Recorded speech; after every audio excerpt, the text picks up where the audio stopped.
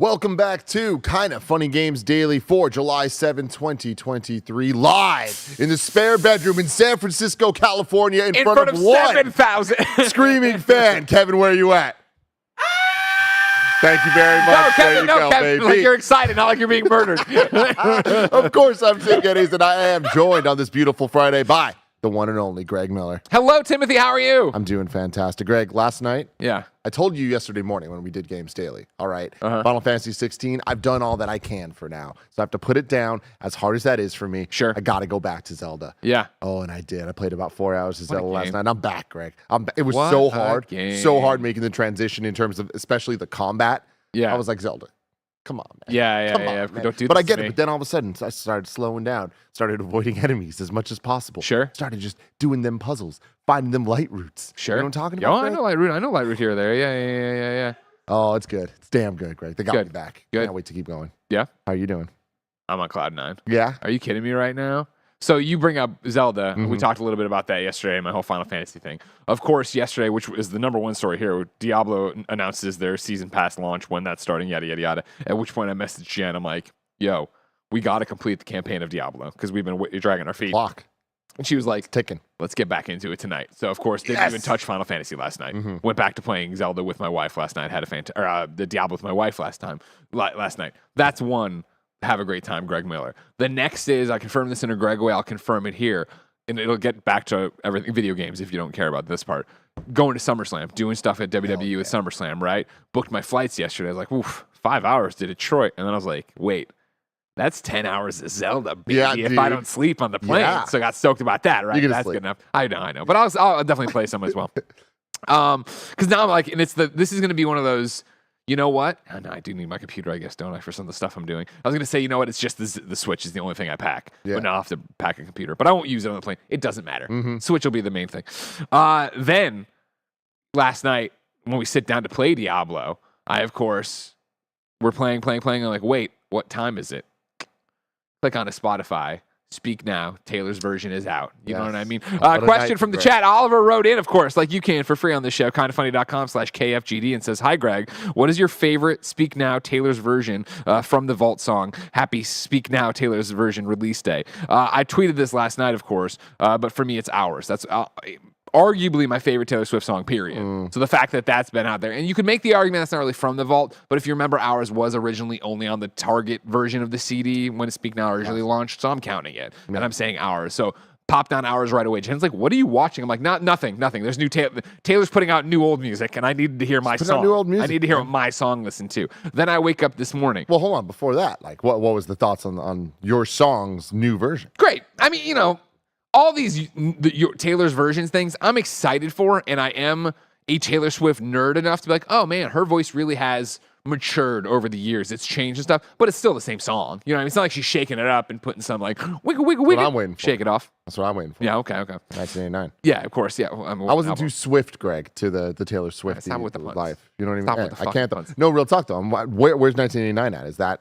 I love 1989. No, where's it at in terms of like the Taylor version? Because that's the one I'm waiting for. That was my real introduction into this world. Well, she keeps us guessing. She doesn't Yeah. tell us. You know what I mean? She likes to love keep us that, on our Tay. toes of when Doing you're your going to thing. get all these things out there and stuff. So no one knows she gives you teases. She gives you hints at what the next one will be or whatever. But I don't think we even have that yet. But I don't follow to that degree, period. Like, you know what I mean? There's people who are like insane about Yes, all of it. You of know what I mean? course. There's your Joeys. There's your Belindas. Totally. You know what I mean? I just love the music and I enjoy that there's stuff out. Anyways, though, then I wake up this morning, Tim, and I go, and open my phone, and what do I find out, ladies and gentlemen? WWE Survivor Series is coming to Chicago, Illinois, in the All-State Arena. Can you believe it, Greg? I cannot. Because just yesterday, I was talking about this Detroit trip and that, and I'm like, well, I'm going to bring Poe and I'm going to bring Jack, Poe's son, right? We're going to have a little boys' weekend. But then I felt bad of like, well, I guess I could technically. Detroit's close to Chicago. I could invite my dad. I could invite my mom. But I'm like, that's a flight. Or a 5-hour drive. Like, that kind of sucks. And I told Jen last night when I'm like, I'm just going to do me, Poe, and Jack, boys' weekend. WWE will come to Chicago soon enough, and I'll be able to go to it. And then they did this, which, of course, is the Survivor Series is at the end of Thanksgiving weekend, meaning that I will already be in Chicago. I was already going to be there. They're doing SmackDown on Friday, Survivor Series on Saturday. Perfect. Of course, I work there, so I immediately hit up my producer, and I'm like, we have to go big. We have to go big for Survivor Series. And he says, I'm in. So this is the thing of, what am I going to do at Survivor Series? Probably pre-show, I assume, and everything else or whatever. But Mrs. Miller's baby boy is coming home.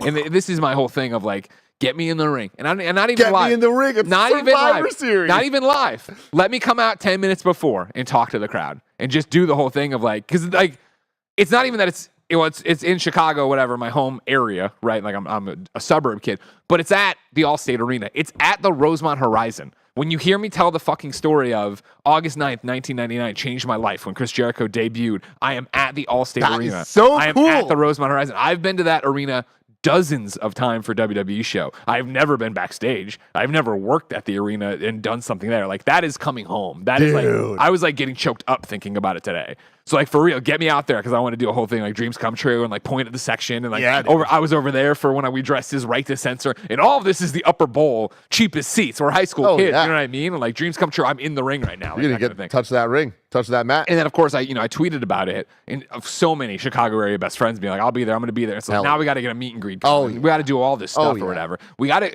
get hundreds of Kind of Funny best friends to wherever the pre-show is. You know what I mean? The pre-show surround it. Totally. Drowned out Booker T, put me on the entire thing. Yes. But yeah, I'm pretty stoked about that. So it's everything's coming at Millhouse today. We're having a good day. I'm so excited for you, Greg. All that is the coolest thing ever. Not to mention, this is something we take for granted because, of course, remember in 2018 into 2019, I had that hell of a run where I did like 5 pay-per-views back to back to back. This will be, I will bat the order this year. I worked Royal Rumble backstage. I worked WrestleMania backstage. I'm going to SummerSlam to work backstage, and then I will do Survivor Series in some way. The Big Four. I will do the Big Four WWE pay-per-view as an official WWE superstar. You've done it. You've made it. You are officially a WWE superstar, Greg. Yeah, I got to get that Intercontinental Championship now. Gunther, get out of here. Yeah, that's the one you should aim for. I've shown I can take a chop. I can take a chop. Before we get into the Games Daily, though, there's something you bringing up, Taylor Swift. There's another star of the summer, Drake. Never heard. No, Mike has been hyping up his tour as being the show of the summer. The show has finally started. Have you seen any clips from this yesterday? No. Good. I'm very happy you haven't. Kevin, I just put 2 Twitter links. No audio, please, for this. I just need everybody to see this because it's pretty damn wild. All right? Okay. Drake comes out. Wait, sorry, where did you put those? The top, before the Today's Stories include. On the articles. Sorry, yeah. On Games Daily, yeah. So no audio for this. Go with the top one first. I want to talk about it, and then we'll go to the second. All right? Yeah. So Drake comes out, puts on a hell of a show. So many fun, crazy gimmicks and like pushing tech and stuff. The moment, though, that everybody's talking about, you can hit play here. No audio. I turned it off. It just turned itself I hear you, brother. Sorry. There's a hologram of his younger self that he is rapping to. All right? Oh. And it is uncanny. What? And people are like, That's not a person? What is happening here? What is happening? I understand seeing it from the screen. So it's like this From the front. It, United Center too. Chicago, what up? So that's the thing. Is people are trying to figure out what this is, and they're saying it's a hologram. But I find it hard to believe because this second Drake's clip here, hologram hands him a book. If you're an audio listener, go for it. Comes over here. he hands him a physical book, Greg. How? So what? It's got to be a guy who looks like him, and then they put some kind of computer stuff over his face. So right? that's the thing. We were right. Me, Roger, and Kevin were looking at this, trying to break it down as well. Yeah. His hands look weird. So this guy might just have weird hands, but Got it. it looks off. Have you seen any more of it? Like, does it just start with the couch on there and him there, or? These 2 clips are as far as we've gotten. Fuck, this is crazy. I want to know so badly. We should go to this concert. Everybody's shouting out. It's just a filter, right? It's a real guy with a filter on the face is what people are saying. I mean, again. That was my theory. Which that was our theory as well. Like talking about it, like that would make sense because there is a practicality to this. Yeah. But there is a weird thing about his hands. They look CG. This is a PS5 reveal all over again. Damn, Jim Ryan, are you really fake? That's how I bring it back to video games. Because today's stories include, is Diablo 4 season structure dumb or fun. Sega turns on NFTs, hell yes, and more, because this is Kind of Funny Games Daily. Of course, each and every weekday live right here on twitch.tv/kindoffunnygames and youtube.com/kindoffunnygames. We come at you with all the video game news that you need to know. You can be part of the show by going to kindoffunny.com/KFGD. If we get something wrong during the show, please go to kindoffunny.com/you're wrong to correct us as we screw it up. And remember, you can go to patreon.com/kindoffunny to support us at the utmost, and we appreciate you all so very, very much for doing that, including Delaney Twining, our Patreon producer. He's out there living his best life, getting so much free bonus content, Greg. His life is just straight up ad-free. No worries for the rest of his days. Fantastic stuff all around. Some of the stuff that he's getting includes Remember Your Summer Gaming Moments that Greg's about to record today for Remember Blank. Correct. And the latest Gregway, balancing and prioritizing 2023's biggest games. And that was yesterday's Gregway. There's Gregway every day. What's today's Gregway going to be? I have no idea. Go to patreon.com/kindoffunny. Comment on the last Gregway about what I should talk about today. Yeah, exactly. And because of your support on Patreon, everybody gets to partake in the goodness of love, sex, and stuff. A new episode is live now on youtube.com/kindoffunny, where we get live call-ins from the audience and give some life advice. And you know what? We don't do too bad a job, and that always surprises me. So go check it out and enjoy some of that fun. Gamescast is recording this afternoon on Patreon and then going live as soon as possible. It's late. It's Friday. Just scheduling the week out a little wild. So this one's going to be a one-on-one with me and Greg.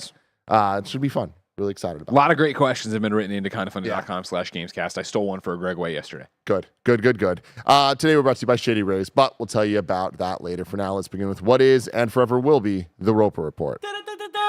It's time for some news. We have 6 stories today. A baker's dozen!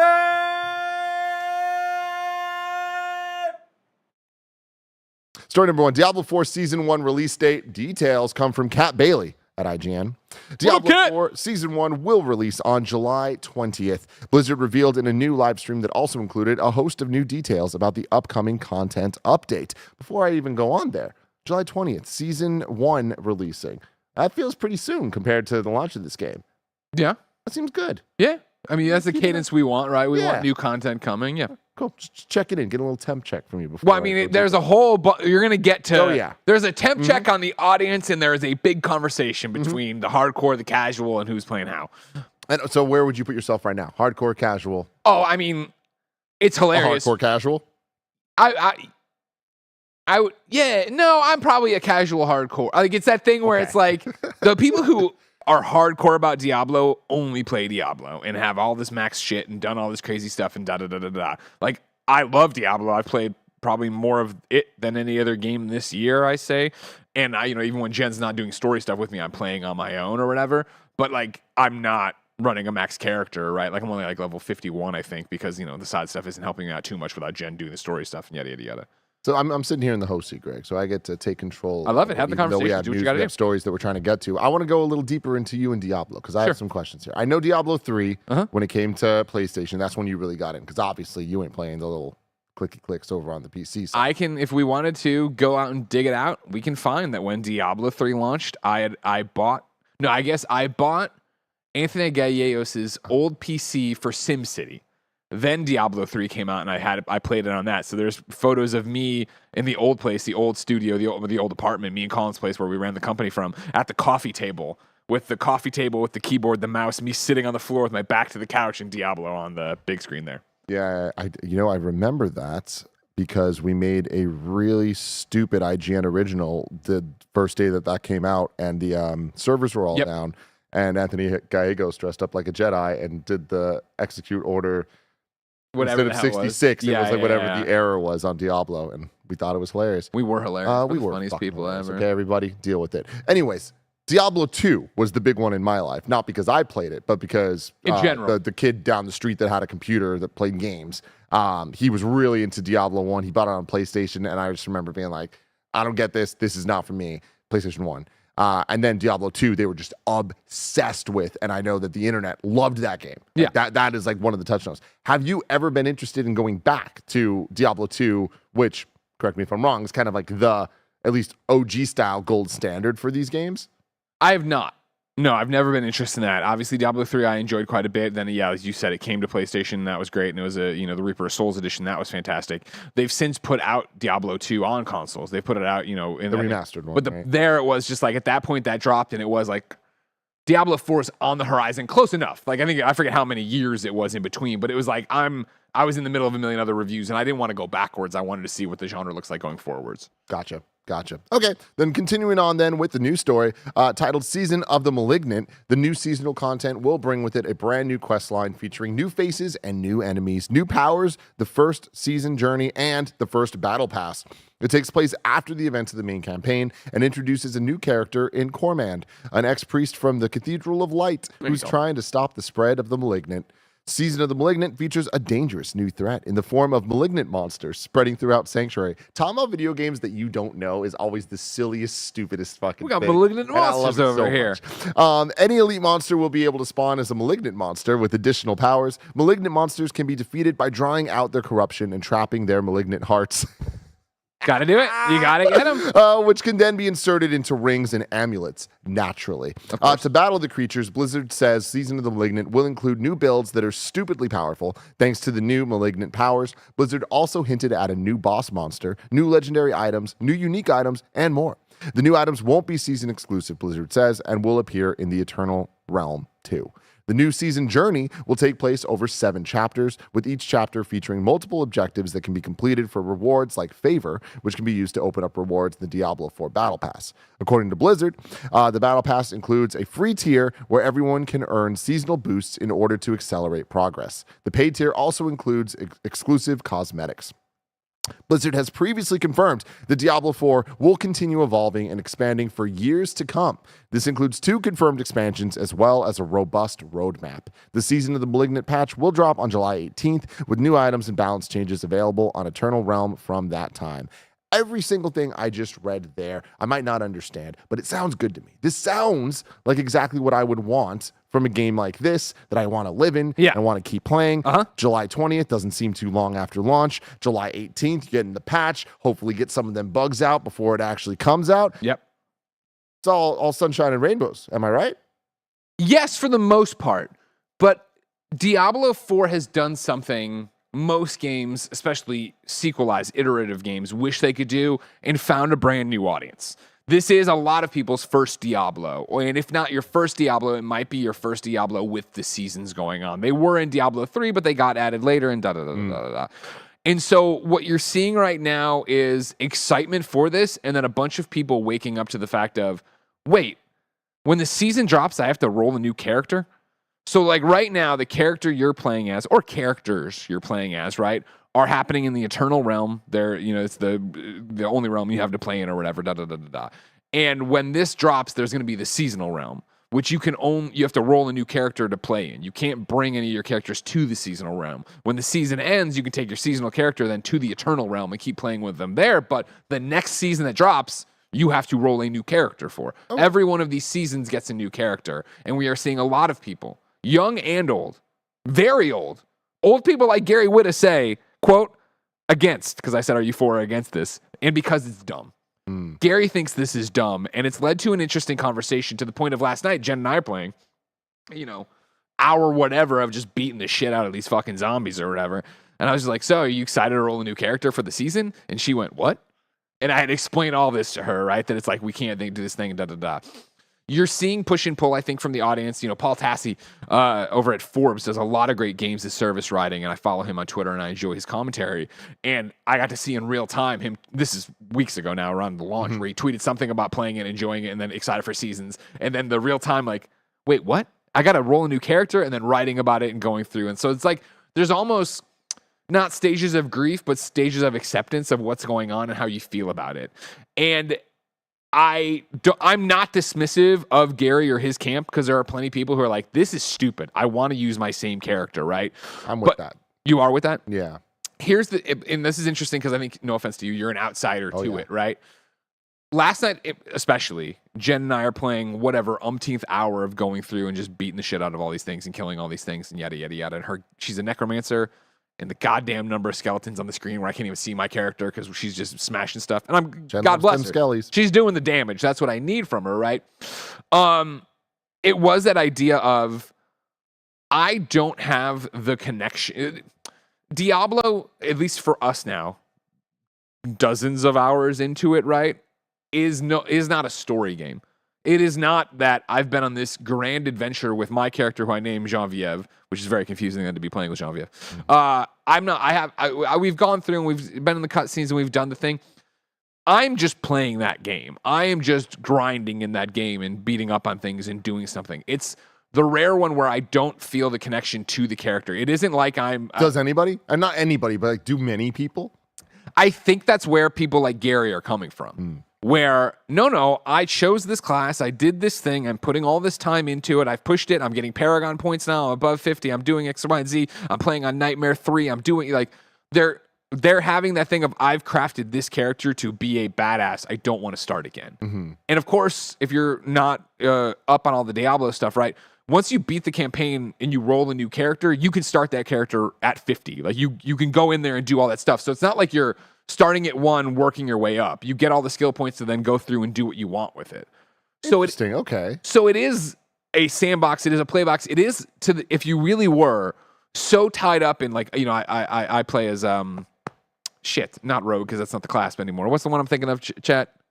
You know me, bow and arrows, and is it? No, it is rogue, right? They changed it back from something else last time around. Anyways, doesn't matter. They'll get to me in a second. I am rogue. I'm thinking of last time around in Diablo 3 when I was with my crossbow. Doesn't matter. Anyways, I'm rogue in this one. Sorry, I played too late last night, and I did fall asleep. Jen had to wake me up at one point. I've told you these stories before. I love Anyways, that. though. God bless you, Greg. Demon Hunter. Thank you. That's what I was hung up. I was Demon Hunter in 3. I'm a rogue in this one. Anyways, if you were so hung up on being a rogue or being a druid or being a necromancer, right, you could just then, okay, cool, I'm going to roll the exact same character. I'm going to start this seasonal character, make that thing, go through, make my skill tree exactly the same, and play from that. But then, of course, you'd be like, well, I had more Paragon points over there. I did all this stuff over there. There's a spice of life that in this game of variety where I love the character I've created, but I know everything and how the combos work and what I've done with my trees and yada, yada, yada. I do find myself here on the precipice of being like, you know what, for a seasonal update, I am pretty stoked about that. And I was shocked. I put this up on Twitter. Hey, you know, are you for or against the seasons? Why or why not? And Gary was very much in the minority. I mean, granted, it's a vocal minority. I've heard from him before when we've talked about this before, but there were so many other people who wrote in, right? Sean Murphy says, as a first-time Diablo character, I was confused at first. However, I'm now excited about the prospect of picking a new class and having a new chase. It adds to the replayability, in my opinion, right?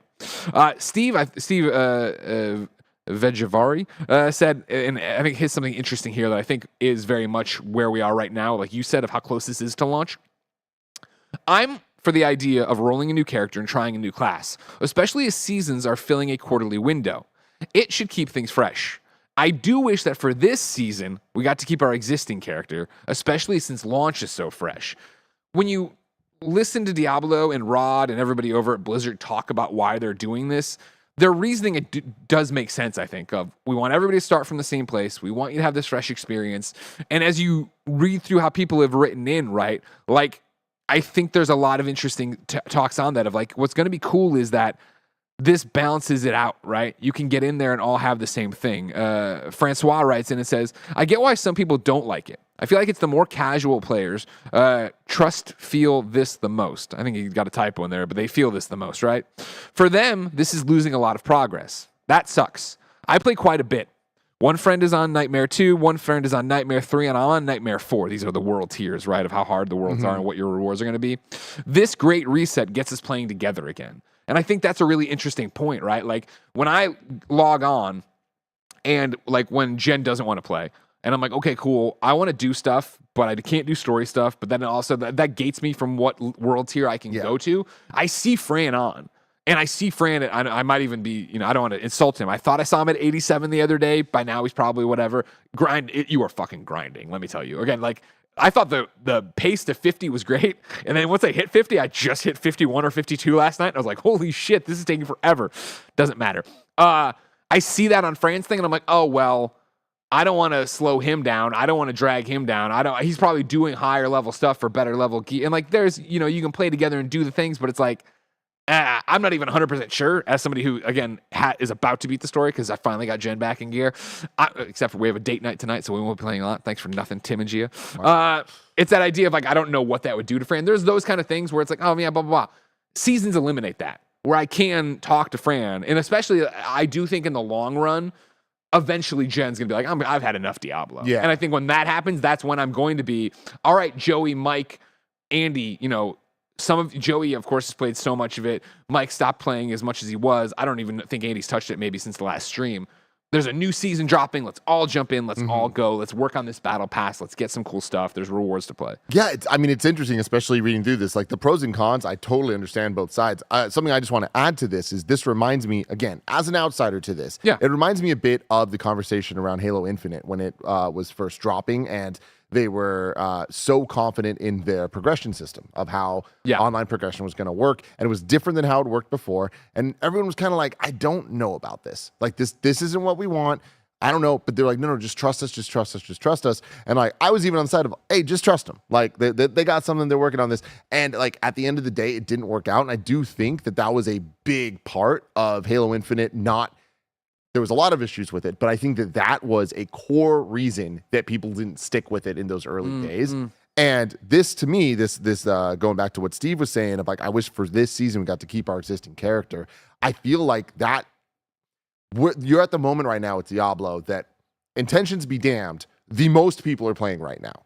And how do you keep them going? I feel like it would probably in 2023 would have been worth trying to figure out a way to have the option of re-rolling for the people that just want to jump in and be able to be on the same demon scale level or whatever it was. Or, hey, you can also continue your character because you've invested this much time. And like, there are more people playing games this way now that understand what that means because there are more gamers than ever. There are more mobile gamers, the transition to core gamers, to whatever it is. I don't know. This one came from It's Redacted, and I think it's an interesting way to frame it, right? Especially as a veteran, which is who It's Redacted on Twitter is. If you're against rolling a new character for the season, then you need to get with it or go play something else. This is how it's always been, and they aren't going to change it just because a bunch of new players don't like it. This game is about the grind. I think It's Redacted is coming at it in its Twitter and it's whatever. Very, very confrontational, but there's a lot of truth in that. There's truth. But things change. Go. Yeah. It could be better. I do think that I think even when they pitched this originally, and I was on the outside, and again, I didn't do seasons in Diablo 3. I was already gone by that point. When they announced this is how they're doing their season pass and yada yada, I was like, oh, that sucks. I'm gonna love being my character and doing this thing. And like, yes, I know that so many people roll a bunch of different tunes. You have people want to touch every class and yada, yada, yada. Something we've seen through here, like the working class gamer time of how much time you have to play. What our job is of reviewing a game, coming home, like I'm never going to have time to hit max level on 4 different characters. There is, again, last night's realization of talking and thinking about it while I was playing, of just like, I am here for the gameplay. I am here for the grind. I am here for the dopamine rush of hitting the next level and getting the ding and me and Jen sing happy birthday song every time one of us level up. We're weirdos. That is unfortunate. All the songs in the world. Well, it's not. It's the like jazzy one. Happy birthday cool. to you. Absolutely fine. Thank you very much. That is what I am there for. And so I am not there for, and I am actually excited. Like I've seen Mike's Electric Sorcerer, right? Where I'm like, damn, that's a cool build. That's something. I think that's going to be my first seasonal role on it or whatever.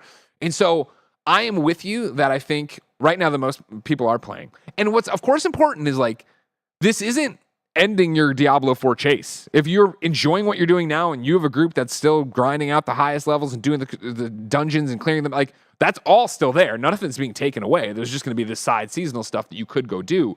And so I do think it's going to be interesting I think with this many people doing it and this many people seeing it, and when it drops on July 20th, right? And people go and go, oh, I'm going to do this. And I got to reroll a character. Oh, that sucks or it doesn't suck or whatever.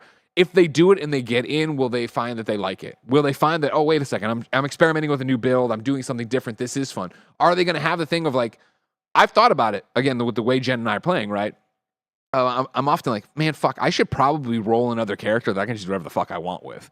That way I can have my main character that I'm waiting for Jen to finish the story on. But I was like, but if I'm doing that, like, and I talk myself out of it. Whereas with this, why not? Right? Where it's like, this would be a solution. Right now, if this season was out, I wouldn't have a concern because I would go, okay, well, I'm going to go play my seasonal character while I wait for Gen, which actually gets kind of messy because of the whole you have to beat the campaign, but stick with me for the argument, right? Like, I think there's a chance that even though this is different, and even though this is something Gary says he doesn't want, maybe Gary will get in, try it out, and be like, oh, okay, this isn't that bad, Governor, and want to play through it and screw around with it some more. Yeah. And again, it depends on the rewards. The battle pass, you get the favor from doing the seasonal stuff. So that's another thing people have a complaint about that isn't exactly what we're talking about, but like, you can't get the battle pass progression on your main character. So it is like, you have to do it, but it's again like, well, then don't pay for the pass or jump in, do the thing. Like, there's a whole bunch of different things, but Blizzard is trying to get you to try something different, which somebody wrote in, I don't even know if I made it here. I think a lot of people wrote in about the variety, right? But it is that idea of,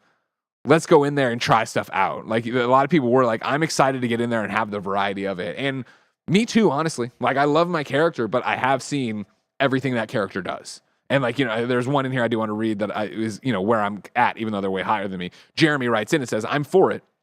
Level 85 to 100 is just grinding out experience and small incremental improvements to your gear. The most fun for me was the leveling process early end game. Hoping the new content will make it even more fun. Same thing here, where it's like, granted, again, I'm just starting my Paragon Points journey, right? They're further than me, Jeremy is. But it is that idea of like, cool, I filled in my entire skill tree and this is my character. And yeah, if I wanted to go be that person, I could Google best builds and change things to be, but I'm not. I'm enjoying what I do and I have my poison and I run around and I poison people and I drop my little traps and do my thing and I move on. And it's like, I have now been doing that exact same thing for 10 hours. So like, yeah, why not roll a new character, see what's up, and then always come back to mine and have that be my end-game character or whatever. Are there concerns of predatory monetization practices being implemented and like these decisions being based around those? And I'm not assuming that there are, but I'm just asking you if it seems like there might be. Wait and see. Yeah. Proof in the pudding kind of thing. The battle pass is cosmetic. The battle pass is all these different things. I would think that if you were trying to make money off of, hey, we want you to come get this gear for your character, you'd let them use the character, right? If it was nefarious, it would be the characters you already have and love so much. We are sacrificing the balance of the game so that we keep you the whale who is a level 90. But I guess even then my own argument starts to fall apart because if you're level 90, if you're Fran, you're doing the season no matter what. Mm-hmm. You know what I mean? You're running through and doing it. You'll wait and see. It seems like Rod and his team have been very vocal of like, no, this is all optional. This is not a money thing. This is like, it's like Fortnite. There's the free battle pass, thing mm-hmm. where you can get certain things for free. And then there's the paid thing. And then there's the Fortnite paid thing to get, whatever, 20 levels, 25 levels up. I forgot what it is. But yeah, we'll have to wait and see on that. I don't think that is, no. I think this just is trying to get people through the door to stick with your game, do something different. I do think, what do you think? Not every game, but a lot of these games as service, what is one of those things you hear all the time? I hit max level, I rolled the credits, I got to the end game, and then I stopped. It is that idea that as much as I love the Division 2 and love playing more Division 2, I'm never going to be the weekly raid person, right? As much as I enjoyed my time with Destiny and platinumed it and walked away, I was never going to be the person there trying to be raid ready, trying to go do the ultimate crazy thing. At a point in Diablo 4, right, that's all that's going to be left for you, is going after Uber Lilith, is getting up and doing these big things and the stuff they're going to update the game with and more of that stuff. But like, you get into those things that I think such a high percentage of your audience is never going to touch. And I would argue is never going to be interested to touch it, right? Like Jen's never going to, I think, get to a point where it's like, all right, babe, now we need to grind for 30 levels so that we can go run this raid with Fran so that you're going to have to run this very specific build and do this. Even me, I don't want to do that. That doesn't sound like fun for me. What does sound like fun is, hey, there's a new quest line in this season. You're going to make a new character. You're going to explore with a whole bunch of friends who are also figuring it all out and doing their whole thing and are in a very similar playing field for you. Like, that episodic structure, that seasonal structure, mm-hmm. does excite me. I would assume we are in the future, like we get to season 5, mm-hmm. and it is like, have I turned on Diablo in a couple seasons? Did I get distracted by Starfield or this or that or whatever? And like, probably, but guess what? It always means that season 7 could be the one where nothing else is out, and Mike's like, jabroni, let's go. And I'm like, all right, and we go and jump in and do a whole bunch of stuff. Gotta tell you, Greg, I haven't raided in my life before. until Pokemon Scarlet and Violet. Yeah. And it's the bane of my existence. It's literally, it's the worst thing ever. Like, it's the worst functioning thing I think I've ever done in a video game, and they've just beat me down so much that I just have to take it. Yeah. The new raid just came out last night, and it's going all weekend. I still haven't beat it, and is it my fault that I haven't beat it, or is it the freaking internet? The way that Pokemon does these Terra raids is the most embarrassing thing I have ever seen in a video game, Greg. I am embarrassed to play it. I'm embarrassed to be here talking about it. I don't know what to do. I don't know what to do. I have to beat this fucking. Can you make a Firefox? I don't know anything about it, so I apologize. Yeah, Can you make a party and go in? you can. That doesn't fucking matter Oh. because it's the whole thing, Greg, Yeah. is based on time. There's like a time bar that is like slowly going down, and if you don't beat this thing in a cave before the time goes down, you and 3 people. So this is like Pokemon raids in Pokemon Go? Yeah, kind of. Because I remember reading a time bar on one of those that I Yeah, played. yeah. I mean, yes, yeah, it's very similar to that, Okay. but with the fully featured battle system. And it's just like you're saying, super advanced. You can't just take a random Pokemon in, even if it's level 100. You're gonna get your ass kicked. Like, you need to like perfectly train these things for raids. And I have like 3 raid-ready Pokemon. Unfortunately, none of them are equipped for this shit I'm dealing with right now. But the problem is Nintendo Online, on top of Pokemon Scarlet and Violet being the worst running games of all time. Sure. Those combined with a time meter where I'm waiting to just fucking input my attack as this time meter's going down. No, thank you. And it's just not even connecting. It's infuriating. And then the animations, the time doesn't change based on animation time. So if an attack takes fucking like this many more frames, you're just losing that much more time. It's a goddamn disaster, Greg. They got to figure that the fuck out. You know I have a what I'm talking about? kindoffunny.com/Sharon because as you know, I was out there obviously talking about something that I haven't done yet with this season pass business and stuff. Matthew Adler and a bunch of you also keep me honest. Thank you. When rolling a new character in Diablo 4, you do, and this is after you've beaten the campaign, you do have the option to skip the campaign, but you do start at level 1, not as level 50, like Greg said. Oh, So again, we are all starting from ground zero to go up, which again, I don't mind. In terms of like, okay, cool, I'm going to go do this thing. I was just confused about the campaign part and where you started. I apologize. yeah. Again, if Jen would just let me fucking beat the campaign by myself, I would know all this. But. All Jen's fault, dude. I get it. Story number 2, though, somewhat related to this Diablo news. Diablo's getting its first new class in forever, but only on mobile. This comes from Wesley Yin-Poole at IGN. Blizzard has revealed the Blood Knight, Diablo's first new class in nearly a decade, but it's not coming to the recently released Diablo 4. Not yet, anyway. Blizzard announced the Blood Knight launches in free-to-download mobile game Diablo Immortal on July 13th. The Blood Knight is described as a mid-range class with hybrid attack options that are either melee or ranged depending on your proximity to the target. It's a vanquisher of vampires, feeding on the life of its enemies and trapping them in shadows and specializing in the pole arm weapon type. Vanquisher of Vampires. Hell That's a yeah, dope-ass name. This sounds like a little beta test maybe for That would be a hope, right? You know what I mean? Diablo Immortal, obviously, good for what it is, not necessarily what the hardcore whoever wants or whatever. So yeah, you'd hope that they go in there and do a bunch of stuff. And if you know, there hasn't been a lot of people mad about this, obviously, because Diablo 4 just dropped. There's already so much stuff happening. Rod's already, on the XCast was talking about expansions and what they want to do in future classes and da-da-da. So I have no doubt that, yeah, if this is a huge hit and stuff, that you'd see this transfer over to come to Diablo 4 at some point. But cool that they're still supporting it and still there. Yeah. And I'm speaking of surprised there's not support, more crossover. Speaking of support. you can go to patreon.com/kindoffunny to support us and get the show ad-free. But for everybody else, here's a word from our sponsor. Take on the sun with gear built to last. Our friends at Shady Rays have you covered for the warm weather ahead with premium polarized shades at an affordable price. Shady Rays is an independent sunglasses company that offers a world-class product that's just as good as any expensive pair that we've worn. Durable frames and extremely clear optics for outdoor adventures. Every pair of sunglasses is backed by lost and broken replacements. If you lose or break a pair, even on day 1, they told us they will send you a brand new pair, no questions questions asked. You can wear your Shady Rays with confidence because they have your back long after your purchase. If you don't love your Shady Rays, exchange for a new pair or return them for free within 30 days. There's no risk when you shop. Their team always has your back. Shady Rays Independence Day sale is live right now. You can go to shadyrays.com and get up to 50% off single pairs of sunglasses. You can try for yourself the shades rated 5 stars by over 250,000 people. Again, that's shadyrays.com. shadyrays.com. And we're back, everybody, with story number 3. We've won. Sega pulls back from blockchain gaming as crypto winter persists. This comes from Takashi Mochizuki at Bloomberg. Sega Corp, the gaming studio once regarded among the staunchest advocates of blockchain gaming, is pulling back from an arena devastated by the global crypto industry meltdown.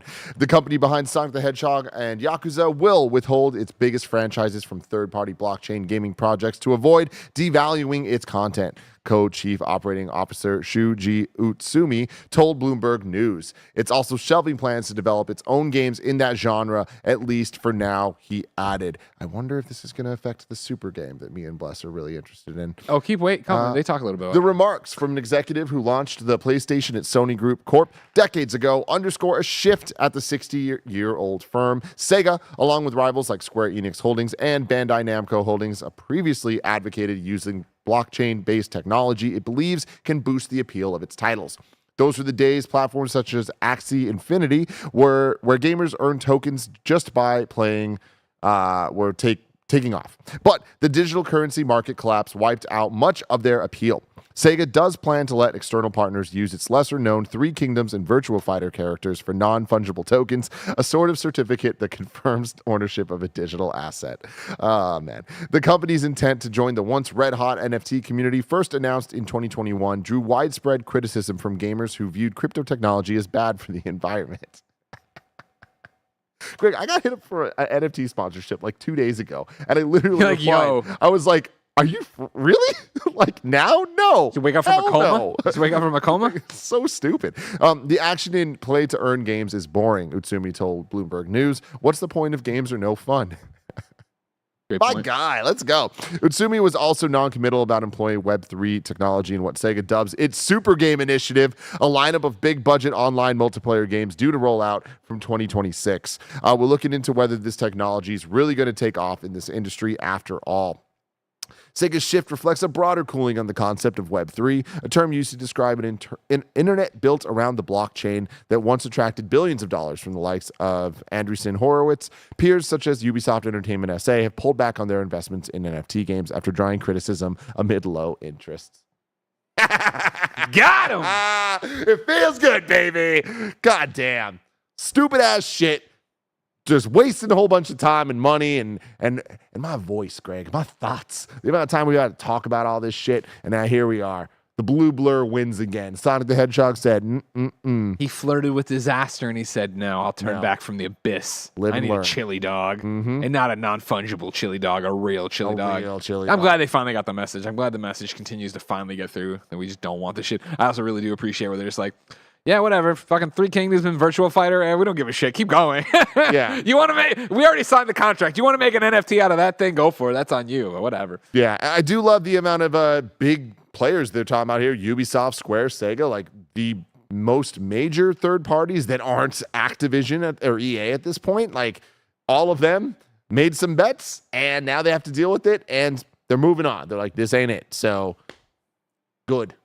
Now we turn our attention to the few people who are the holdouts who have said stuff before about their games. Isn't the Dr. Disrespect isn't his game got some NFT shit in it? No. Well, I'm sure it does, but that's different, right? I feel like that's kind of the whole point of it is that type of shit. Yeah, well, right? that's my whole thing. Yeah. So, like, does that actually come to market ever or whatever? Yeah, I don't know, but They I feel like there is an audience for this shit, and if you're, But is there? I just I feel feel like the audience for this shit is the audience trying to sell this shit.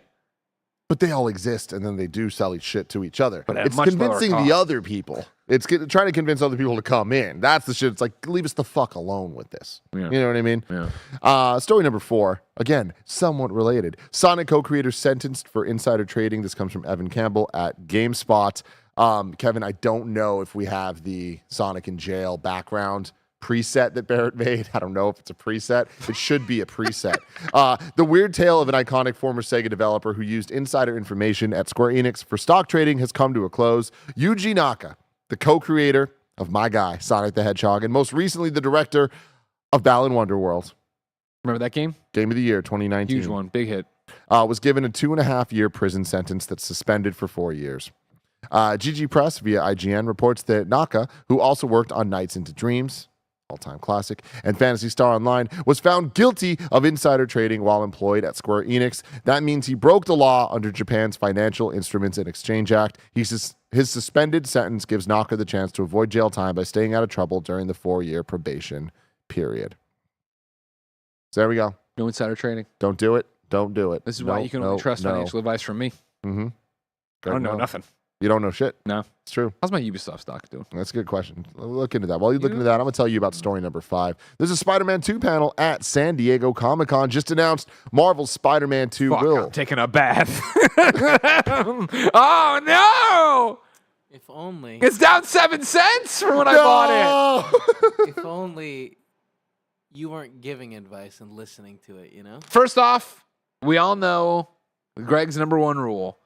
It's buy low, sell high. Buy low, all right? sell high. And so don't you worry. It'll be back. Because, yeah, look at this. On Friday, June 30th, I was up 30 cents. Mm-hmm. Like, it'll be fine. They're going to put out a game, and it's going to do well, and you'll see. I'll have a dollar on the dollar, or whatever they call it.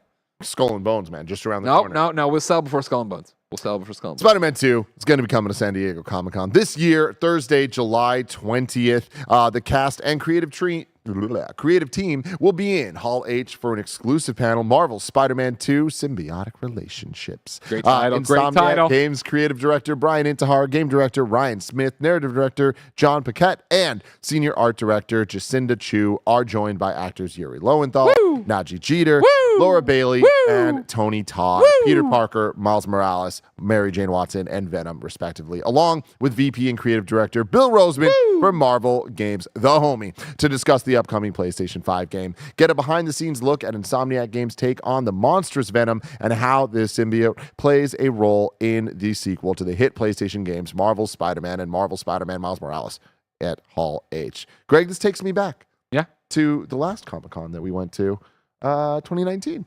Where you hosted the Marvel Games panel. I did the Marvel Games panel for quite a while there. With a lot of Didn't call people, me this time. A lot of people as well. And it's always a fun time. It is. I mean, Hall H, obviously, always a great time. But Marvel Games kind of crushing it. This one being Spider-Man 2, I feel like they just kind of keep elevating what they're doing. And I think that if you're going to be around, I would make your way to this one. I think it'll be a fun one. That's a great panel of voice actors, see what they have. And they always announce something. They always talk about something from there and show suits and whatever. Will they show PS5 plates? So some Venom plates, some Spider-Man plates, maybe. That'd be exciting. Gotta get them plates. I'd be excited for that plate. At the Game Awards orchestra that I went to a couple weeks back, where they debuted the Spider-Man 2 theme, Brian came out, they did the whole thing, and like they treated Spider-Man 2 like the main event of that show. Like it got the most production value and like big effects and all that stuff going on, and it was exciting, and the crowd was like so into it. Where I know this sounds like a stupid thing to say, but it's like PlayStation has a fucking hit on their hands. That it like Spider-Man feels like on a different level when there is that energy put towards it for obvious reasons. Spider-Man is one of the biggest IPs in the world, period. But you put the talent behind it of an Insomniac and the push of a PlayStation and the pomp and circumstance. I feel like they're just on this really, really great roll towards Spider-Man 2. They've now proven themselves countless times with all the games they put out, but specifically Spider-Man, Miles Morales, to now have this Comic-Con moment that is just Spider-Man 2 from Marvel Games. Yeah. Again, just talking about Insomniac and Spider-Man, Marvel Games has been doing the same thing of just kind of building and building. Couple misses for sure, but overall, many hits. And I would say at this point, some extreme hits and then some hits that should have hit harder, but didn't get their due or whatever. And like that's just shout out to them for doing their thing for as long as they have. And we've kind of seen it from the inception. But I think there's something really special about Spider-Man 2 getting its own panel at Hall H at Comic-Con. 100%. Yeah, Hall H is the biggest platform at Comic-Con for big announcements. Usually that's where, all your movies are happening for Marvel, for DC, for anybody, right? And so, yeah, for it not to be a Marvel Games panel that includes Spider-Man and X, Y, and Z, just to be the Spider-Man 2 panel, just to be on Hall H's stage, that's awesome. Yeah, really, really cool. So stay tuned to that. I'm sure some news will come from it, and we will cover it here on this show. Story number 6. Street Fighter 6 sales. Benji Sales on Twitter says Capcom has announced Street Fighter 6 has officially sold over 2 million units. Units. That's an additional 1 million sales for the game over the last 4 weeks. Crushing it out here. Yeah. You know? It's great to see big wins. Did you ever start playing it? I beat the arcade mode with Chun-Li. Okay. Dabbled a little bit. Have not gotten nearly as far as I'd want to because Sure. it's Final Fantasy 16. And Of course. Now I'm getting back to Zelda, so we'll see. Yeah. But dude, Street Fighter 6 is so good, dude. It is incredible. I feel like it's such a great entry in the franchise because it goes back to that.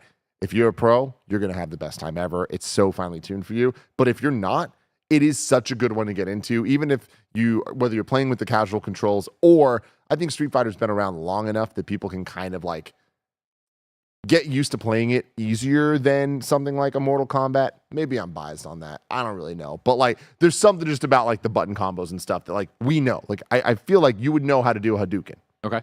Would you? Oh, no. No? No. Half quarter rolls and all that shit. I don't fucking Yeah, know. but that's it. Okay. Like that's what I'm saying though. It's like I feel like there's just things that you just know inherently there. But if not, there's a casual mode that allows you to play, and it sounds like it's a lot of fun for people. But on top of that, like having the commentary, like the active voice commentary, explaining what's going on, is so good at teaching you what you're doing wrong or right, and motivating you as a new player. Interesting. And also it's just hype as shit if you're a good player. So it's like Sure. those little things that I feel like make Street Fighter 6 like a real standout entry in not only Street Fighter, but in the fighting game genre, period. And for it to come out and be selling well, be pretty much unanimously loved at this point, like it's really good for Capcom and for Street Fighter and for the future. Plus, and I have been talking about this forever now, of like Street Fighter 6 is kicking off this renaissance of fighting games. Where Sure. Mortal Kombat, Tekken 8, Project L, all of those. Multiversus when it comes back. And that too as well. But anyways, it's really exciting. So good for you, Street Fighter 6. Story number 7. I guess one was added during the show here. No, I just miscounted when I put them in. Street Fighter 6 snuck by me there. I forgot that I had that there. I didn't do it. Sorry, Kevin, I lied to you. Not 6, 7. So here's another somewhat related. I don't know how this is Sales. It's a joke about sales. Gotcha. It's a sales thing. Play Dave the Diver, everybody. Matt Piscatella tweets That's a great joke. at Dave the Diver's current Steam peak current. Okay, at Dave the Diver's current Steam peak concurrent player growth rate, everyone on planet Earth should be playing this game on July 28th, 2023. We'll see if the math holds up, and then there's a fun little chart. There's a chart here, yeah. It's just exploding Exploding. after June 20th. Greg, Yeah. you got kind of excited about this one. I saw on our Slack, people were popping off a little bit. Janet and Bless talking about this Snowbike thing. Mike streamed it a bunch of times over on Snowbike Mike's Twitch channel that I won't promote. Yeah. Exactly. Yeah, I haven't started it. I downloaded it to my Steam Deck, but I have been heads down on. I was doing a different review then. Now I'm on to a different review now. Getting ready to wrap that up. Everybody loves it, and I can't wait to start it. You know, it's a little quirky little, what is it, action RPG or whatever, turn-based RPG or whatever it is, where you're going through. You do some fighting, you do some sushi making, you do some diving. There's a whole bunch of stuff going on. Kev, if you want to bring up the trailer for people who haven't seen it, like. It's just a ridiculous game, a mashup of genres that apparently has a lot of heart and a lot of great gameplay. Got a 9 from IGN. I'm excited to get in there and go for it. But yeah, I haven't had the chance to turn it on yet. Yeah. That was one of those things. I was thinking about SummerSlam, where I was like, do I bring this? I'm like, no, fuck no. I got to play Zelda. I get it, man. So this kind of came out of nowhere, Yes, right? And 100%. it's having this big moment here. I don't know not if only you is know it the having answer its to big this. moment, it's continuing to have this moment, right? Exactly. Was it IGN giving it a 9 to kind of create? Well, I got a bunch of different scores of high scores on that day where it actually came out and had a pretty good. It was on the major sites with big reviews or whatever. Okay, that's awesome. Because I remember, like, I always think back to Celeste, Yeah. which always looked cool, but I would have, like, maybe played it. But IGN gave it a 10. And I was like, wow, that really Gotta means go something. play So this, yeah. I appreciate I feel like this, yeah. I want to say the Metacritic was 90 when it launched on top of that. Might be something else, but it was one that turned heads. We talked about on the show that it was like, what the hell is this game and why is everybody stoked for it? Yeah, so people saying it's big on Steam. So yeah, hey, cool. Everyone, check this out. It does look pretty dope. Pretty interesting. Very a lot of heart. That's what's got me about Willy it. where reference there. You know, you're cooking, like you saw, you're fishing, you're bartending. And my thought was when I saw this trailer the day before the reviews went live, and I was like, damn, this looks cool, but it's got an 89 right now on Metacritic, by the way. Damn, this looks really cool, but is it going to hold up? Is it going to be one of those indies that's over in 3 hours and you touch every one of these games in 30 seconds, and then none of them feel as good. They feel good, but they aren't the game, and that's not the case at all. It goes on for a long time, and everybody loves it. Huh. Well, there you go. There's Dave. He's diving. You can too. But Greg, yeah, you beating Zelda seems so far away. Sure it does. But if I want to know what's coming to Mom and Grab Shops today, what would I look for? The official list of upcoming software across each and every platform, as listed by the Kind of Funny Games Daily Show hosts each and every weekday. Thank you.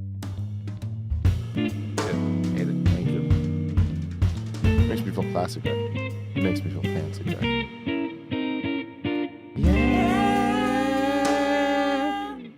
Garlic, the precision platformer, is out today on PlayStation, Xbox, and Nintendo Switch.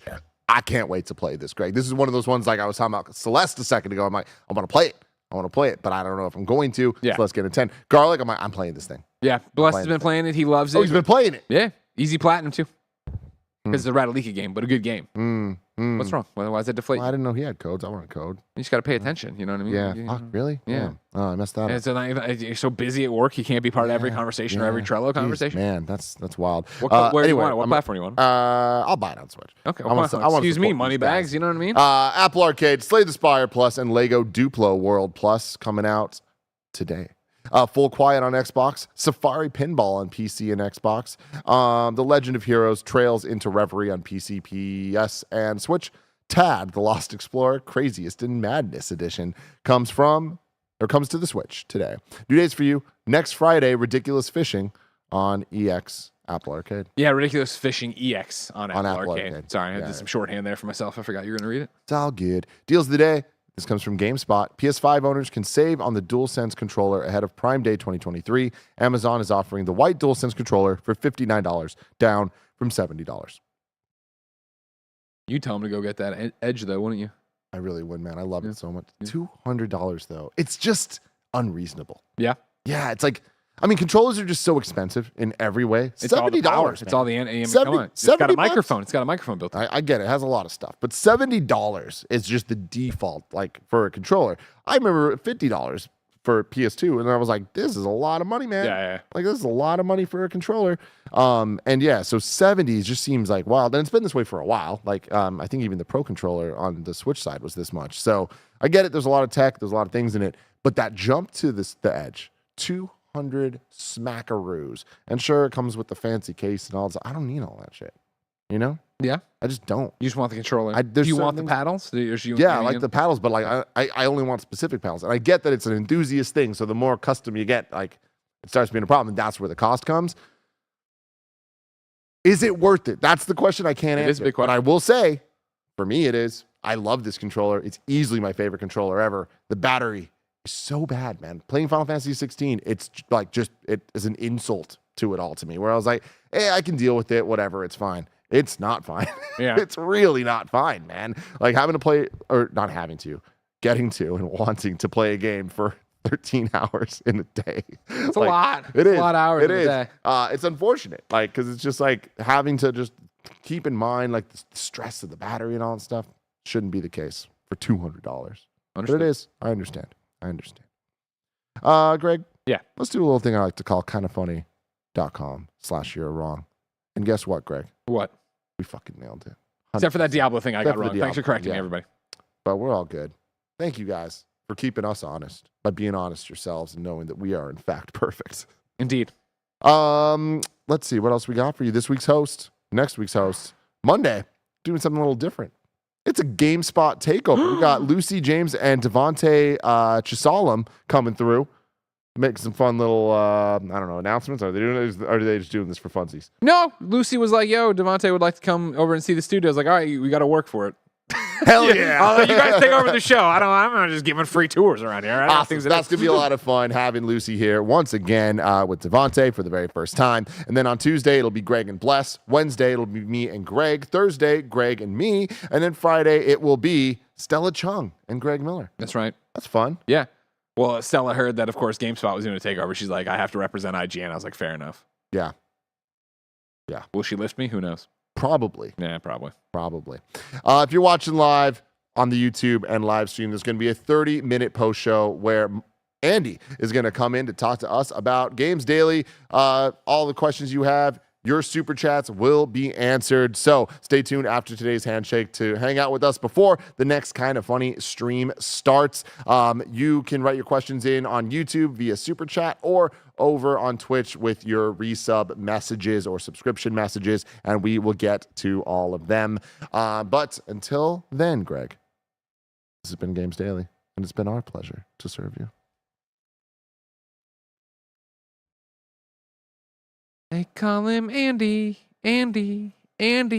faster than lightning, powerful and frightening. It's Andy Cortez. Andy Cortez coming to the stage, juvie in hand. How you feeling? What flavor is this? Strawberry? Cherry slushy. He Cherry says it's slushy. good. He tried to Yeah. get me to take one yesterday. Well, I mean, Greg was, yawning up a storm. It smells The good. wrong side of the mic, Andy. It smells good. I was like, it's weird. He's holding it up, but I can't hear him. Is this thing on? Checking the mic. Oh, man. Hey, everybody. Good morning. So now these are energy drinks. Yeah. Okay. Go ahead and read what they got. B vitamins. Well, no, I'm not. No. So I just don't. I don't Taurine. think I should go from a coffee straight to an energy drink. I'll do a slushy today. L-theanine, Gamescast, I'm doing a slushy. Slushing it up. Panax, Slush it up. ginseng. There's a lot of different stats and statistics in there. Welcome in everybody for your post show. Get your Q&As in, get your super chats in, get your subscriptions in over on the Twitch side, and we'll go ahead and read them and ask our gaming experts all about them. And then after that, 30 minutes, we're gonna go possibly finish up Mass Effect. Whoa. We are right. We're getting there. I heard that y'all made some disastrous choices yesterday. I just hate Nick so much. It was crazy, though. It was wild. Oh my gosh. Let's just say that Rex, met the ground and didn't, kind of met his maker, and it was very, very sad and shocking. The Genophage? And then Nick at a point is like, he's like, "Oh, I don't feel good about this," because it didn't feel good. None of it looked good. To be fair to Nick, he didn't think it was going to kill him. Well, I mean, the fucking choice You think was the shoot Rex. Genophage was gonna kill him? No. He gets to the point where we're on Vermeer, and freaking that one guy's like, "Hey, Saren, he's got a cure for the Genophage," and Rex is like, "Whoa, he can cure my people's ailment that's been keeping us limited in Why we numbers. can't breed? I don't want to kill Saren if he's got the cure for it," and we're like, "But we have to kill him." Gotta save the day here. And then Nick's been working to get these renegade points up, right? He's been an asshole this whole time. It's been working. hilarious. We want these renegade points. And then the moment comes when Rex is like, "You better fucking stand down, dude. I'm not gonna let you kill Saren and then also kill the cure for my people." And then you see on the bottom left, there's a little red icon, which is like, "Oh, that's the renegade one. That's one he's been working up to." And the bottom right, shoot Rex. He does shoot Rex, and fucking Commander Cherry, boom, hits Rex in the head, boom, shoots him in the fucking head. And I'm just like, no! It was so shocking. And Nick was just like, Nick had this evil look in his face the whole time. And then he was, and then for a while, it kind of turned. And he went, "Oh, I don't. This doesn't feel good." And then he went right back into the evilness. And then I paid 5 gifted subs, and so did a lot of other people to retract his decision. Oh, Then we back. had to go back 30 minutes of gameplay. I love it, It was dude. very Great. sad. And then right when he gets back to it, it's like, what decision is Wild Nick gonna go? Because now he's like, "Hey, fill the rest of the bar, and I'll shoot him again." And he'll stay dead this time. I hate him so much. Anyway, thank you all for your support, and we'll be getting back and finishing Mass Effect because there will be another decision coming up soon. Is it Caden or Ashley? And we'll see what Nick... And Nick doesn't know, so do not spoil him on any of this. Cooper with a $5 super chat says, "How much do we need to raise to get Nick to keep playing through the Mass Effect trilogy as his Mike Renegade?" Also, hello, Poppy. I mean, look, the single-player playthroughs, if the support is there, if the views are there, if we're pushing the bar, then we know that people want to watch that content, and that content will continue. We've been several times to we've been very close to not continuing Mass Effect because of its decline in views. But I feel like yesterday was kind of a a nice boost, and we're right at the end. You're back So at it. If the support is there, then we will continue. James Ocelot, 26 months, says, no question, but keep up the good word, lads. Thank you for your 26 months on Twitch. Dan GBCB says, what are your early Threads impressions? Do you think you'd ever fully switch over from Twitter? Also, please follow me there, at Dan Has No Bandwidth. I mean, early impressions are they're doing really well. It seems to be very close to Twitter, which is like it goes back to my Smash Brothers argument all the time. Just fucking clone Smash Brothers. Don't be like Smash Brothers. Do it. Just do it. And I feel like they're doing it, and it's not there yet. But I do feel like it is miles ahead of anyone else that we've seen. I love all the implementation of it just being your based so much on your existing Instagram account, all that stuff. So things are great there. I have no plans on leaving Twitter. Like I hope that this thread situation is going to light a fire to solve problems on Twitter. I'm not hopeful of that, but I do not want Twitter to die. Twitter is invaluable to me, to my life. Our business. It's a big part of our job is Twitter. So that's the whole thing. Would I ever abandon Twitter to go to Threads? Like, I mean, never say never, but I would be on. I will continue to post on Twitter until it's like, well, no one's here. This is. I mean, it's all fucking Nazis now, or you know what I mean? Like, I don't plan on making a big. I'm out and I'm going there because again, like, it's not a personal thing. It's a business thing. It's us trying to get out on as many platforms as possible. Hey, this is what we are doing. It is so hard to get people to come watch and consume the content we make because everybody's lives are so busy that you need to be wherever they are. We can't go back to the old school IGN mentality. I'm talking like 2008, right? Of like, well, why would we put our videos on YouTube? They'll come to IGN.com. And guess what? They stopped coming to IGN.com and we had to go put our videos on YouTube. Like, you have to be where the eyeballs are. Dude, it's wild, man. And I was talking about this on a couple of different shows now, but like the Reddit API stuff that happened at the same time that this is all happening of like third-party Reddit apps essentially not existing anymore. Like, I haven't used Reddit in like a week.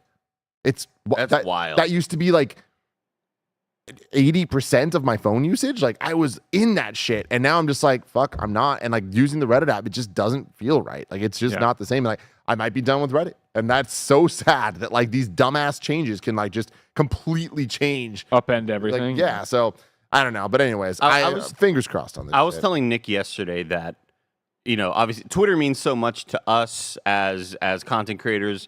I wouldn't be where I'm at without Twitter. I have so many great memories of like all the 30-second reviews I would do, and I have all these like I have all these old art stuff that like I would not really. It would be really tough to go back and find things that like I only posted there and maybe didn't keep the original files. Yep.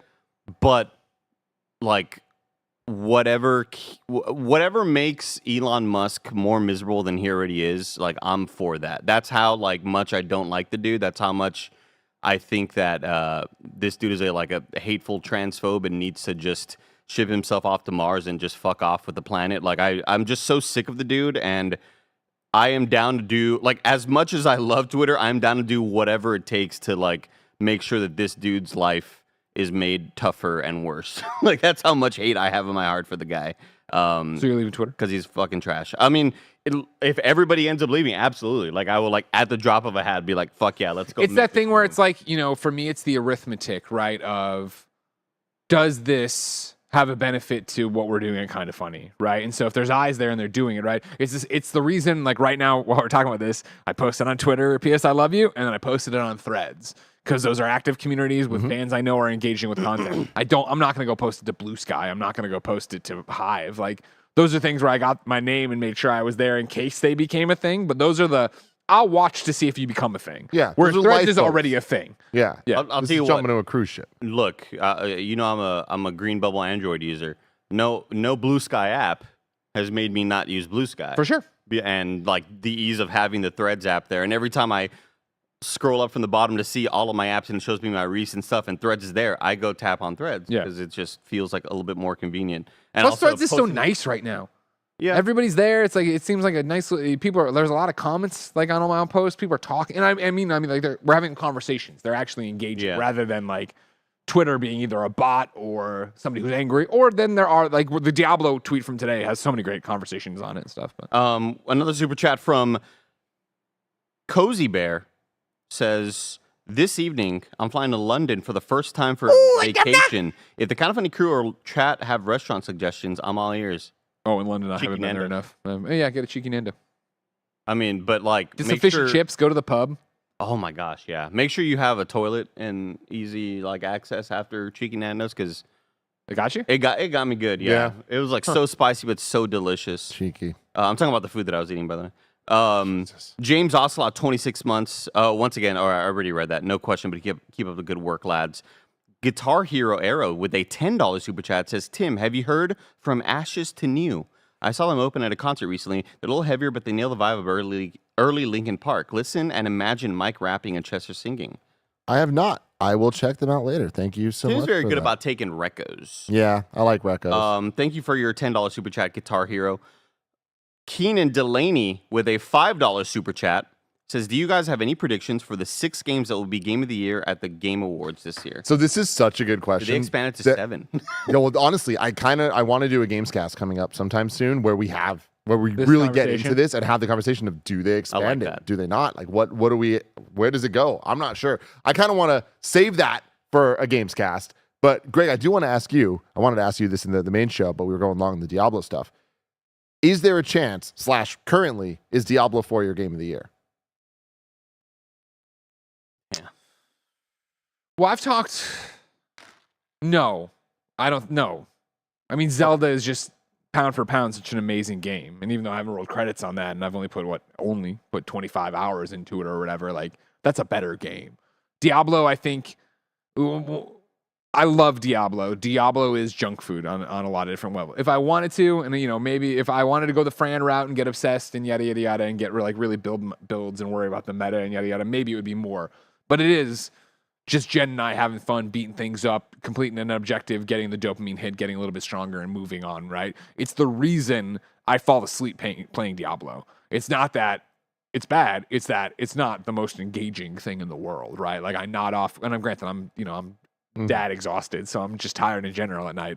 But it's like, no, I wouldn't put that as my. Right now, Zelda's my game of the year. It's my Overwatch 2 pick from last year. Of like, I'm just playing this because it's fun and like, it is the junk food. Like maybe Marvel Snap was like not your number one, but it was definitely up there because it was something you just kept on going back to. I'm looking through and seeing what people are talking about with their game of the year. I still got to obviously play Final Fantasy 16, but I would say like, yeah, we have that conversation about what's number 2. You know what I mean? Where we had the thing, maybe we do a award that is what's game of the year behind Zelda. Like, so we just get to an interesting conversation. There it would be interesting, but even there, I would imagine once I commit to a Final Fantasy 16, if it's as good as you guys are saying it is, it's going to scratch that itch. If Starfield delivers on the open world RPG I love, Starfield's in the mix. Spider-Man 2, if it's Spider-Man 2. Where's Survivor at for you? Jedi. Spider-Man 2, or I'm sorry, Jedi Survivor, I adored and had so much fun with and yada, yada, yada. That is in my list, my top 10 for sure, my top 5 probably right now. But it's that action movie I really fucking loved. Yeah. I really, really, really loved it. But I don't find myself like going, man, Survivor. Like I'm thinking back, and there's moments in it, but again, you know how much I talked about that jaw-dropping moment, like some of those turns and some of the boss battles and stuff like that. But I'm done with it. And I'm fine. Like it didn't. Like I would put Diablo above that based on the hooks it has and how much I love what I'm doing in the moment-to-moment gameplay, even though it is just tap, tap, tap and kill, kill, kill. Andy, do you think that if Greg got to credits, I know you haven't even yet, on Final Fantasy 16, do you think he would like it more or less than Jedi Survivor? I would say, okay, well, I think the big decider there is where was Final Fantasy VII Remake on your top 10 of that year? What year was that? I forget. 2020. It was number 2. Because if you had 7 Remake that high, I would say without a doubt this would be higher than that. Yeah. And this would go past Survivor. Oh, for the story moments and for the... I always go back to it. I know it's like such a tired kind of thing that I've been saying, but like if you're not somebody who enjoys the vibe of anime dialogue and stuff, like I think Final Fantasy 16 is the one that you should try. And I think whenever, Greg has tried to watch My Hero Academia in the past and has been like, yeah, it's cool and all, but it's still like kind of goofy and has the little silly sort of dialogue or character beats. This is not that. I think this is like a lot more easy to stomach, Yeah. He's looking. I'm excited for this. Very excited for this. James Moore with a $10 super chat. Thank you, James Moore. Says, started my 31st B-Day, celebrating losing 30 pounds so far this year. Hell wow. yeah, dude. Congratulations. Happy birthday. Congrats. That's amazing. Thanks to Games Daily KF podcast and Andy's Final Fantasy streams keeping me going at the gym. Love this community and you jabronis. Happy Friday. Congratulations, James Moore. Thanks for watching all of our stuff. And thank you for your $10 super chat. Woo! Happy birthday. Doing okay with a $5 super chat. Says, is Greg aware of DC Dual Force? DC's answer to Marvel Snap. Beta starts today on PC. Also, is Tim interested in Disney's upcoming card game, Lorcana? Lorcana. I feel like they're setting me up for like a D's nuts joke. Yeah.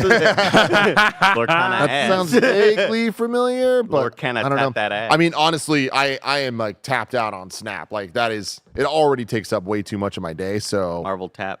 but I was saying this yesterday, Andy, that like despite how good this year is for video games, like I would say the best year ever, I would still put Marvel Snap in my top 10 if it came out this That's year. insane. I love Like, it. for what I'm experiencing this year from Snap. I freaking love this I game. like that. I like that.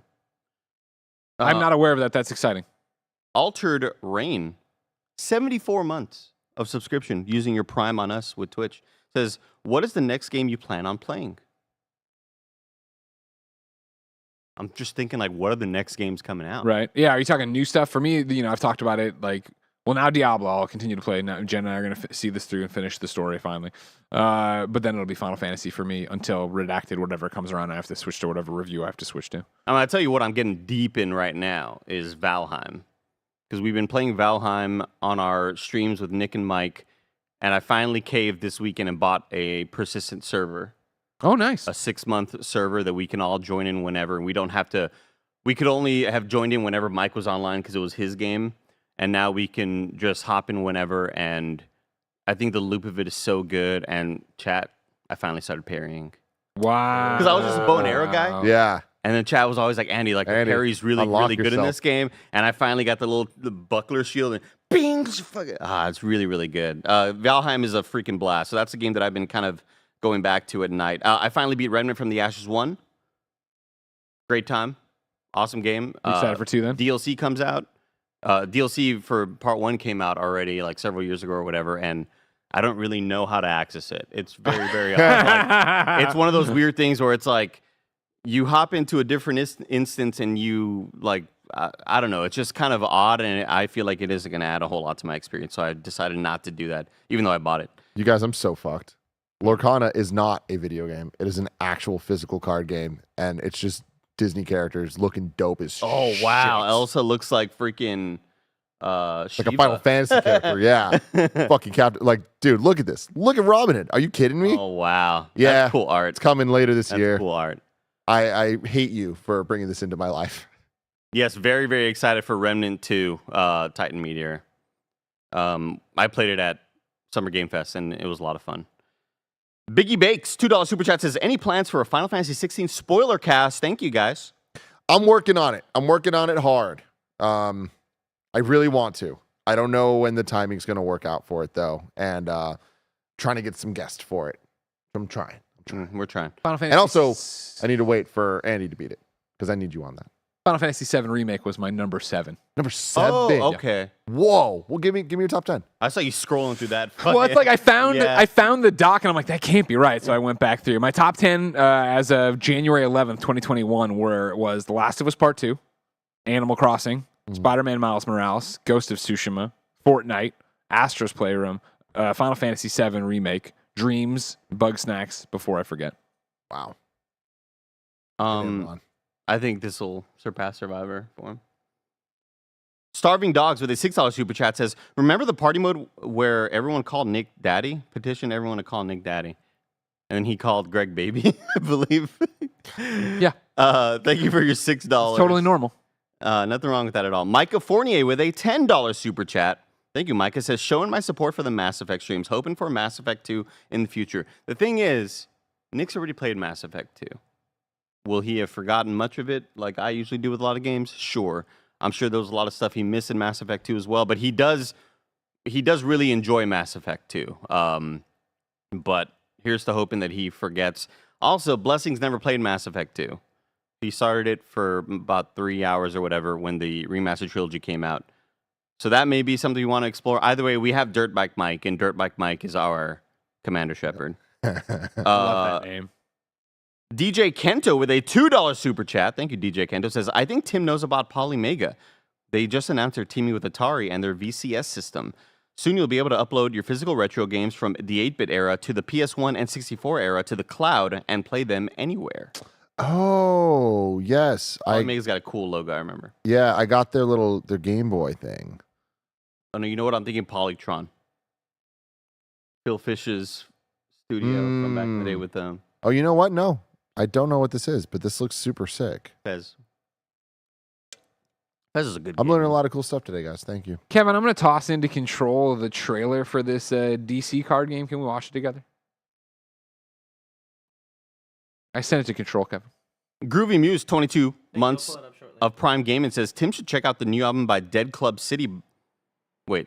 Tim should check out the new album Dead Club City by Nothing But Thieves. It spans genres from alt rock to disco to hip hop.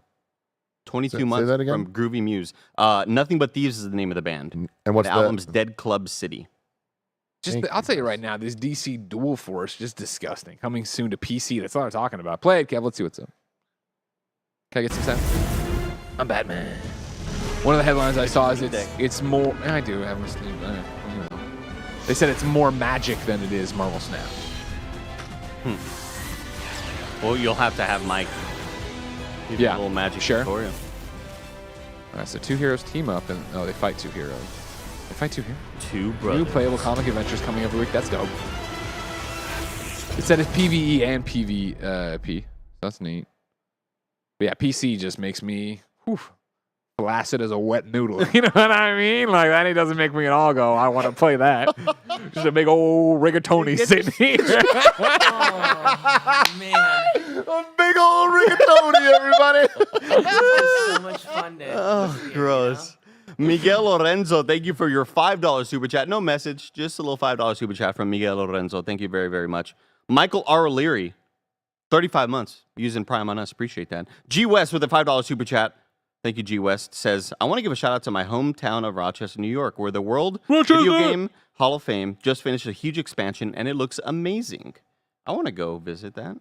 Why didn't we go when we went to New York? Ah, look at that rigatoni. Just a huge rigatoni. Just one big old rigatoni. Adam Twin Turbo. Real quick, Kevin, I sent in a rigatoni. No, the Dual Force. I sent it to Assets too. The Dual Force PC beta thing. This shows you how to actually play the game rather than a hype trailer that tells you jack fucking shit. I also sent something to Assets. Thank you for your $20 from Adam Twin Turbo. Says, hey guys, I've been watching since Game Over Greggy days. I've seen how the content of the channel has evolved, and I'm so proud of you guys for how far you come. KF is the reason. But I miss topics on the podcast. KF is the reason. Why don't you break it up topic by topic anymore? KF is the reason I have a Twitch account. Keep going strong. Thank you, Adam Twin Turbo, for your $20 super chat. Thank you so much. Appreciate So here we go. Here's the screen. So you got this. That's you very toss nice. the people out. Oh, wow. You flip the cards. You got the people. Easy to learn, fun to master, I assume it says.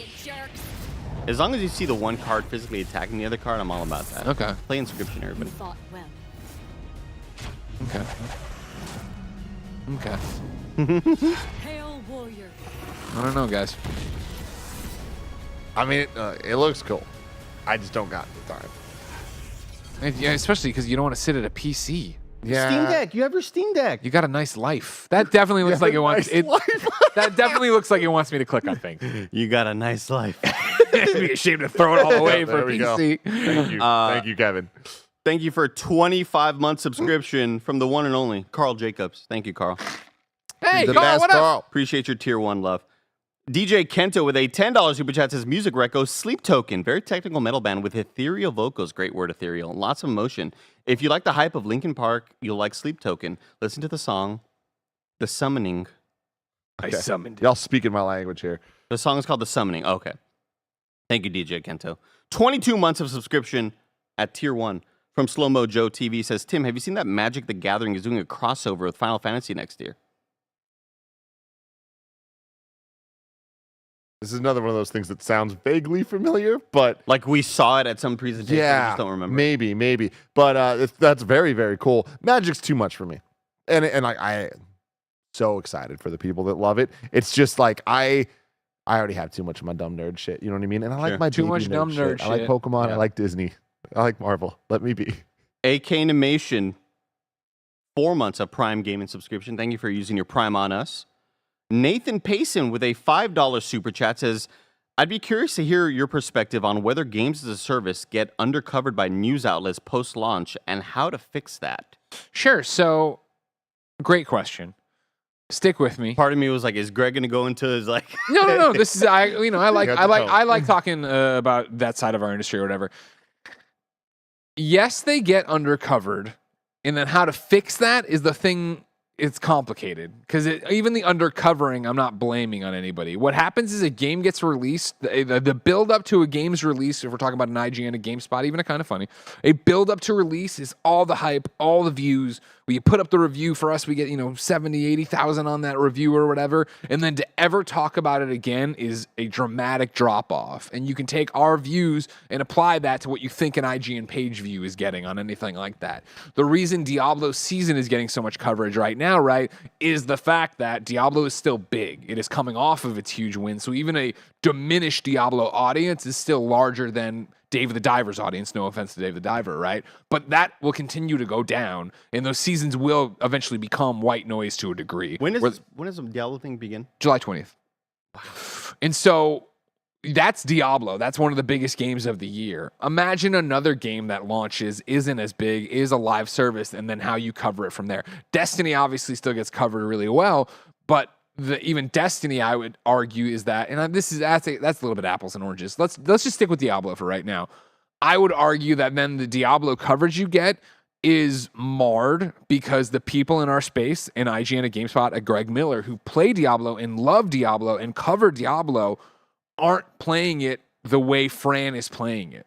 I screwed up today, right? I thought you leveled and you got to level. I thought you skipped the story and got to level 50. You just skipped the story and started at level 1. Makes sense. I just had it screwed up. I haven't done that yet, which is a ridiculous thing because so many people have done that. But again, I'm playing it a very specific way with Jen. I'm waiting for Jen.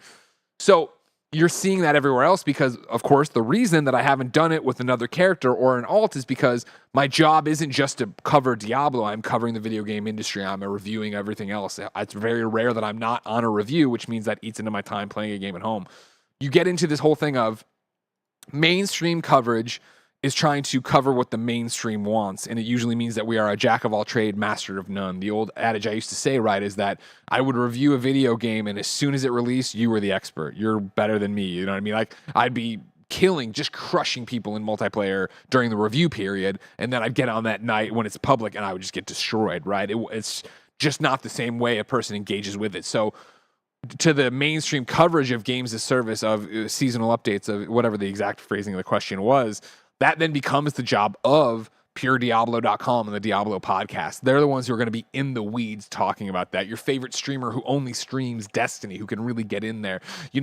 What they did with Fireteam Chat at IGN, right? What we see with anybody playing any game, and that's what they play. Sancho West talking about Fortnite on another level than how I would talk about Fortnite. That is where the smaller creators happen. And so there is this, how do you fix that?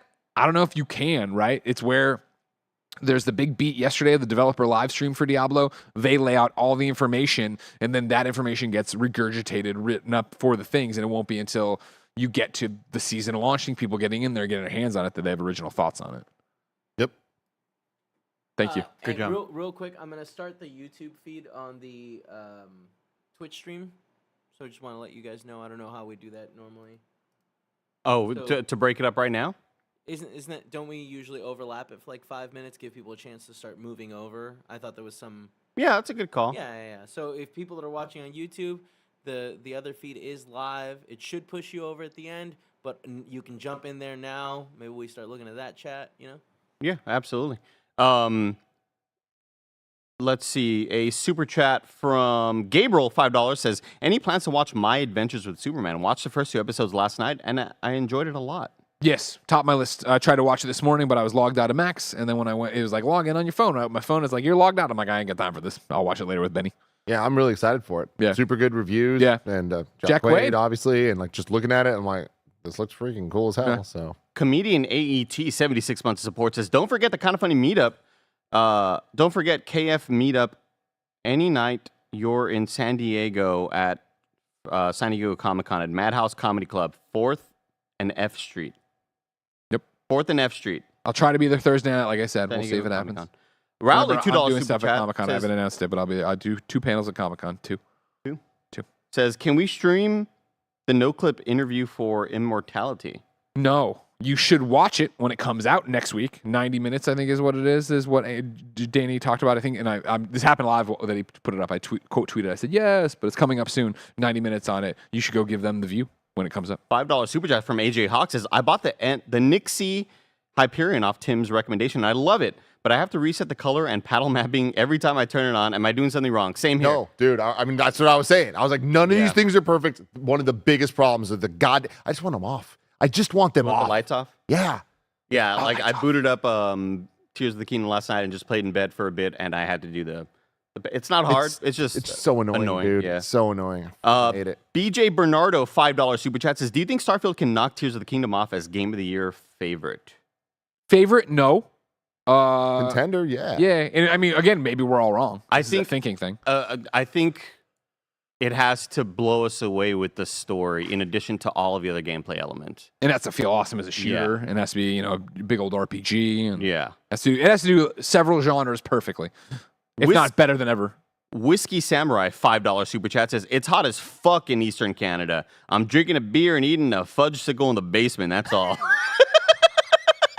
My fucking God. What a dude. combo. Yeah, combo. A beer and a sweet. I wouldn't be I able don't know to about that, but necessarily. shout out to Fudgesicles, man. I haven't had one of those in too long. We Phil donated €1 through Super Chat. Thank you, We Phil. Lexi Gunner with the $2 Super Chat said, Andy, Wemby's summer debut tonight. You going to tune in? You know it. You know I'm prepped and ready to go. The summer of Wemby begins tonight. Begins, everybody. Choose wisely. Choose Wemby. Choose Wemby's. That's a good one. We should Nailed do it. that. Another $1, another €1 from We Phil. Is that one quid? Is that what they call that? Whiskey Samurai, $5 Super Chat says, oh, the same thing. You did it twice. You're drinking a beer and eating a fudgesicle. Thank you for your $5. Nestor Not Nestor with a $5 Super Chat says, shout out to my Frenchie Luna. She's the bestest girl. Shout out to Luna. I love your Shout out to Frenchie Luna. Thing out there. Very- What a cutie pie. What a cutie pie. Well, that's it for the Super Chats, everybody. Thank you for supporting us right now. Mm-hmm. Make sure you stay tuned because in the next 30 seconds or so, we're going to be swapping over to Nick and me finishing Ew. Mass Effect 1. Well, we'll see if we finish it, but we're like right there. And hopefully Nick doesn't make any other terrible decisions. He's really, really dead set on falling in love with Ashley, the space racist, though, because we feel like that's what Dirtbike Mike would do. It's just a bad time. It's a bad time. I hate every decision he's making. Thank you all for joining us. We'll see you in a bit, everybody. Goodbye.